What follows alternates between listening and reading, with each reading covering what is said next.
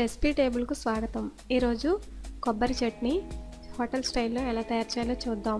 ఈ కొబ్బరి చట్నీ ఇడ్లీలోకి, దోశలోనికి, అలాగే వడ, ఉప్మా, పెసరట్లోనికి చాలా టేస్టీగా ఉంటుంది. కావలసిన పదార్థాలు: తురుముకున్న కొబ్బరి 1 కప్పు, పచ్చిమిరపకాయలు 5, వేపిన శనగపప్పు 1 టేబుల్ స్పూన్, బాదం 8, ఇవి ఆప్షనల్ మాత్రమే, వెల్లుల్లి రెమ్మలు 4, కరివేపాకు కొద్దిగా, కొత్తిమీర 1 చిన్న కట్ట, వెల్లుల్లి కూడా ఆప్షనల్ మాత్రమే, పంచదార 1/2 టేబుల్ స్పూన్ ఆప్షనల్ మాత్రమే,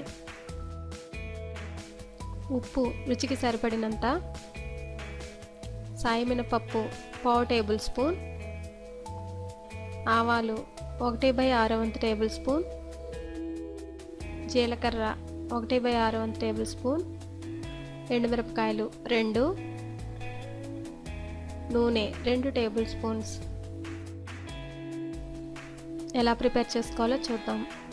ముందుగా ఒక మిక్సీ జార్లో తురుముకున్న కొబ్బరిని వేసుకొని అందులో కరివేపాకు, కొత్తిమీర, పచ్చిమిరపకాయలు, వెల్లుల్లి రెమ్మలు, బాదం పలుకులు, వేపిన శనగపప్పు, ఉప్పు, కొంచెం పంచదార వేసుకుని గ్రైండ్ చేసుకోండి.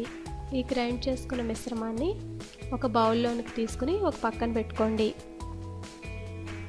ఇప్పుడు ఒక కడాయిలో కొంచెం ఆయిల్ వేసుకుని హీట్ అయిన తర్వాత సాయిమినపప్పు, ఆవాలు, జీలకర్ర, ఎండుమిరపకాయలు వేసి 1 నిమిషం పాటు వేగిన తర్వాత ఈ పోపును బౌల్లోకి వేసుకోండి.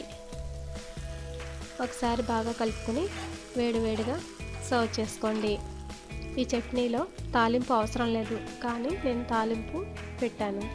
అలాగే తాలింపులో ఆవాలు మాత్రం వేస్తే సరిపోతుంది.